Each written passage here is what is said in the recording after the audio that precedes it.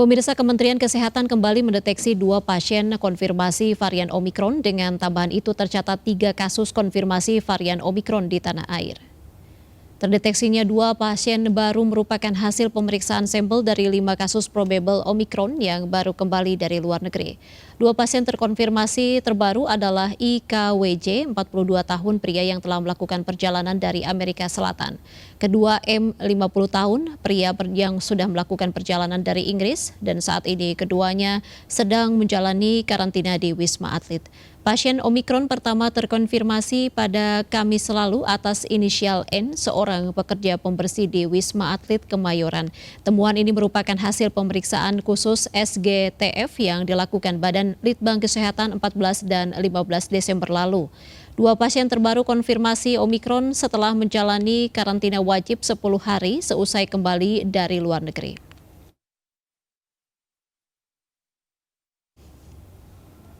Pemirsa, rusun Nagrek di Cilincing, Jakarta Utara yang dipersiapkan pemerintah untuk karantina terpusat COVID-19 bagi perjalanan internasional mulai dioperasikan pada Senin 20 Desember mendatang.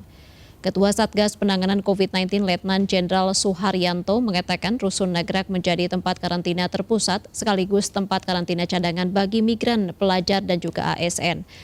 Rusun Nagrek akan difungsikan sebagai tempat karantina kesehatan pelaku perjalanan internasional yang datang ke Indonesia dari luar negeri. Saat ini Rusun Nagrek memiliki kapasitas lebih dari 4.000 tempat tidur.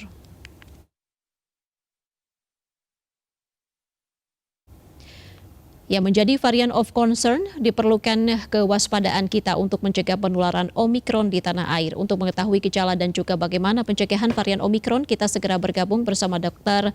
R.A. Adaninggar, health influencer dan juga dokter spesialis penyakit dalam. Selamat sore, Dr. Ning.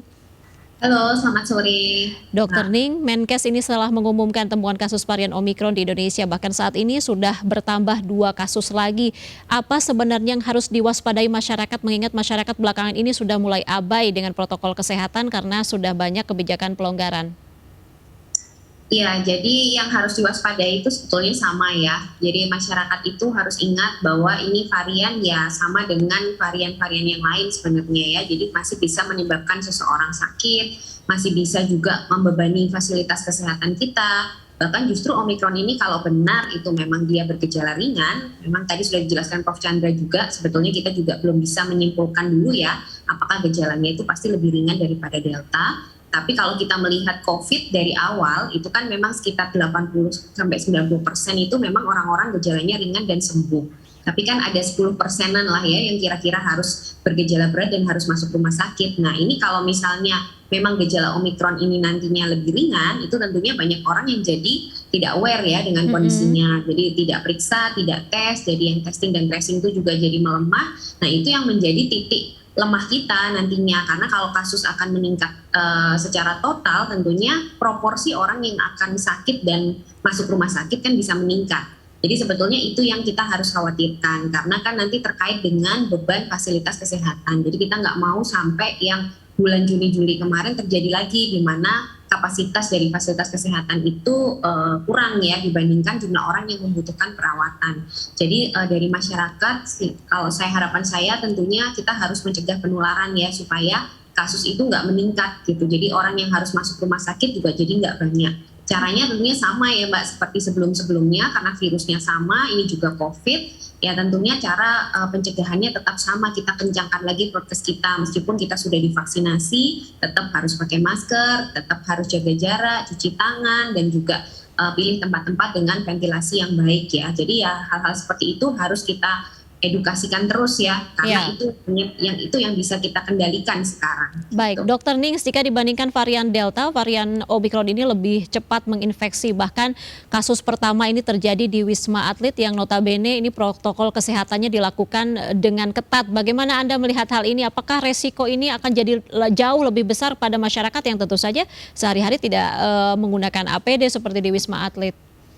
Iya, ya tentunya kalau kita bicara mengenai penularan dari COVID ya, tiap kita berinteraksi dengan manusia kan pasti bisa terjadi penularan. Apalagi kalau misalnya kita berhadapan dengan varian yang cepat menular ya, contohnya seperti Delta kemarin itu kan dia memang cepat menular. Sedangkan Omicron ini dari beberapa data awal menunjukkan juga ke arah sana, bahkan dikatakan bisa lebih menular dibandingkan Delta. Nah ini yang harus kita waspadai tadi itu ya, karena lebih cepat menular itu justru akhirnya orang jadi mungkin gejalanya memang nggak terlalu berat nantinya. Apalagi kalau dari studi-studi awal yang ada memang dikatakan lebih cepat menularnya ini hampir pasti ya. Tapi untuk keparahan gejala itu memang kita sulit untuk menyimpulkan dalam waktu singkat karena ini harus membutuhkan pengamatan dalam jangka panjang apakah nantinya akan meningkatkan kasus orang yang masuk rumah sakit. Karena gejala itu kan sangat terkait dengan respon imun masing-masing ya.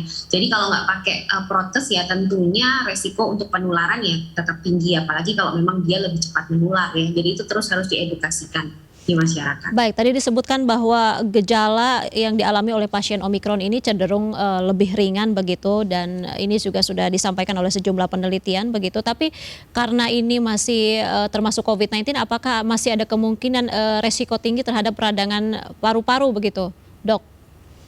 Iya, jadi kalau kita lihat studi itu sebetulnya dikatakan keradangan paru itu resikonya lebih rendah. Tapi ini studi melihat dari satu sisi ya, jadi dari satu sisi yaitu dari sisi virusnya saja.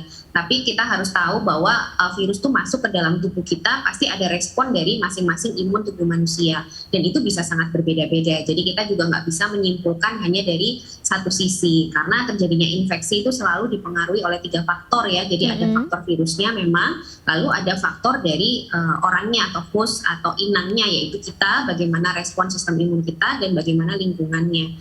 Jadi tetap kita harus waspada karena kalau memang ini virusnya masih sama COVID ya berarti resiko orang sakit atau bergejala tentunya masih ada ya sekitar 10-20% tadi. Jadi tetap kita harus berhati-hati karena kita nggak tahu pasti bagaimana sistem imun masing-masing orang. Ya, tadi disampaikan bahwa ini bisa berkaitan dengan bagaimana respon imun daripada inangnya ataupun kita begitu yang saat itu terpapar dari COVID-19. Bagaimana sebenarnya untuk meningkatkan respon imun yang saat ini diperlukan untuk tadi mencegah cepat menularnya Omikron yang sudah ada dan terdeteksi di Indonesia ini?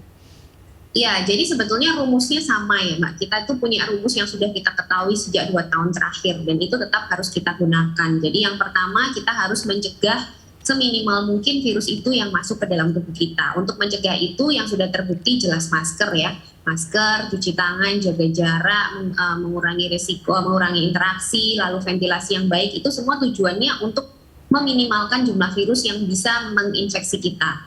Lalu kalau virus itu masuk ya kita harus kuatkan sistem imun kita. Jadi dari luar tadi dengan prokes itu kita usahakan sesedikit mungkin, tapi kalau lolos masuk ya kita harus perkuat sistem imun yang melawan di dalam, yaitu dengan pola hidup sehat ya, yang jelas gaya hidup sehat itu harus terus didengungkan dan juga vaksinasi. Jadi vaksinasi juga salah satu cara untuk memperkuat sistem imun kita. Jadi dengan ketiga tameng itu ya kita harapkan kita bisa menghadapi varian apapun, karena saya yakin Omikron ini bukan yang terakhir ya. Karena dengan terjadinya penularan terus-menerus pastinya varian virus itu akan bisa muncul lagi. Dan cara pencegahan atau perlawanannya sebetulnya sama. Baik, Dokter Ning, disebutkan WHO juga bahwa varian daripada Omikron ini menurunkan efektivitas dari vaksin itu sendiri. Bagaimana mungkin upaya untuk pencegahan dalam proses vaksinasi? Apakah memang booster juga diperlukan saat ini menjadi lebih mendesak ataupun seperti apa? Iya, nah penelitian-penelitian yang ada mengenai efektivitas itu sebetulnya bukan efektivitas vaksin ya, tapi lebih ke kemampuan netralisir antibodi. Jadi kalau kita bicara efektivitas vaksin itu sebetulnya tidak hanya tentang antibodi ya, jadi sangat luas sekali karena efektivitas vaksin itu lebih kita lihat apakah vaksin ini bisa mencegah seseorang itu bergejala berat atau sampai meninggal, itu lebih kita lihat ke situ. Jadi kalau kita hanya melihat netralisir antibodinya ya kemungkinan memang akan menurun ya karena virusnya sedikit berbeda kan, ada beberapa bagian yang berbeda. Tapi apakah dengan perbedaan itu lalu dia bisa mempengaruhi misalnya kemampuan untuk mencegah gejala berat dan kematiannya? Nah itu yang harus kita amati dalam beberapa bulan ke depan. Apakah ada peningkatan kasus orang yang masuk rumah sakit? Apakah terjadi lagi tuh seperti bulan Juli Agustus di mana kasus akan sangat meningkat?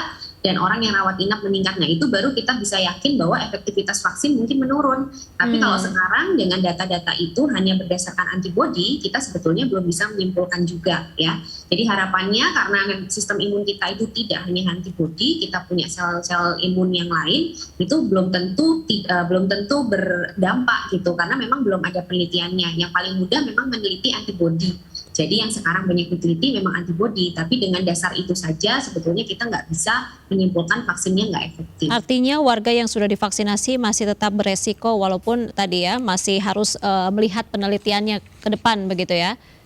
Ya, beresikonya tetap, semua orang tetap ya meskipun divaksin, tapi yang penting kalau misalnya vaksin ini efektif bisa mencegah gejala berat dan kematian, sebetulnya kan kita tidak terlalu harus khawatir banget gitu ya. Tapi ini kan terus berjalan, kita akan melihat 2-3 bulan ke depan bagaimana kondisi rawat inap di negara kita, apakah memang pasien-pasien masuk rumah sakit meningkat. Nah itu yang harus kita pertanyakan efektivitas vaksinnya. Tapi selama tidak ada kejadian itu, sebetulnya peningkatan kasus saja itu bukan ukuran kalau vaksinnya nggak efektif sebetulnya. Baik. Nah yang menarik lagi ini banyak yang ditanyakan bagi para penyintas begitu. Apakah tingkat resiko terinfeksi varian Omikron juga masih dikatakan lebih tinggi begitu dok? Ya, kalau kita melihat beberapa studi yang ada, itu yang sudah ada dari Afrika Selatan ya, dari Afrika Selatan itu mereka meneliti reinfeksi memang 2,3 kali lebih tinggi pada varian Omikron ini. Lalu di UK atau di Inggris juga ada penelitian reinfeksi bisa terjadi 5 kali lipat lebih tinggi pada penyintas ya.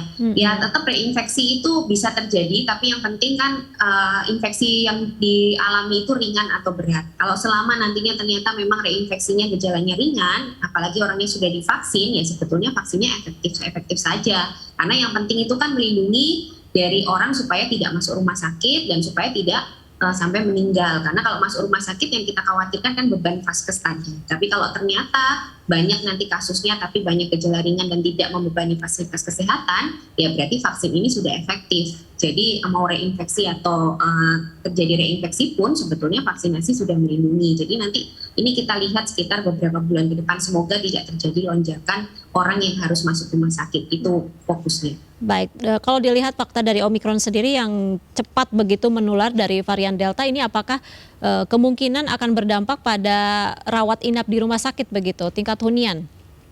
Iya, ya itu yang kita takutkan ya, karena kan belajar dari Delta kemarin itu kecepatan penularannya cukup tinggi, jadi orang yang sakit bersamaan itu kan meningkat, otomatis kemungkinan orang yang sakit berat itu kan juga meningkat. Nah itu yang kita takutkan kalau nanti terjadi dengan Omikron ini. Tapi kondisi yang kemarin bulan Juli Agustus itu tentunya sedikit berbeda dengan yang sekarang. Karena waktu itu memang cakupan vaksinasi kita belum seluas sekarang. Ya, jadi semoga dengan adanya cakupan vaksinasi yang lebih luas, ini mungkin juga kondisinya bisa berbeda.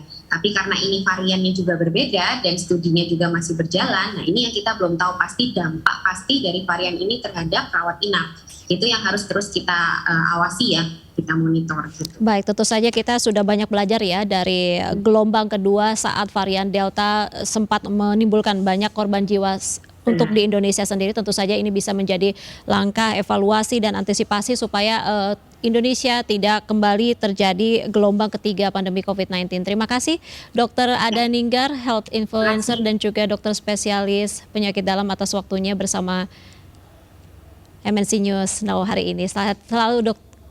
Dan pemirsa, kami masih akan kembali usai jeda, tetaplah bersama kami.